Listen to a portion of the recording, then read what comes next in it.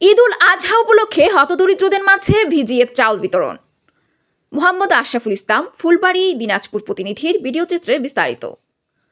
অতি দরিদ্র অসহায় ও দুস্থ ব্যক্তির পরিবারের মাঝে ঈদ উল আজহা 2025 উদযাপন উপলক্ষে দুর্যোগ ব্যবস্থাপনা ও ত্রাণ মন্ত্রণালয় হতে বরাদ্দপ্রাপ্ত ভিজিএফের চাল ফুলবাড়ী উপজেলায় আলাদিপুর ও কাজীহাল ইউনিয়নে বিতরণ করা হয়। গতকাল মঙ্গলবার সকাল 11:30টায় আলাদিপুর ইউনিয়ন পরিষদে আলাদিপুর ইউনিয়ন পরিষদের চেয়ারম্যান নাজমুস সাকিব বাবলু 9টি ওয়ার্ডে হতদরিদ্রদের মাঝে ভিজিএফের চাল বিতরণ করেন। এই ইউনিয়নে 9টি ওয়ার্ডে 4155 জন হতদরিদ্রদের মাঝে চাল বিতরণ করা হয়। তিনি বলেন, সরকারি অনুদান হতদরিদ্রদের মাঝে সুষ্ঠুভাবে বিতরণ করতে পেরেছি।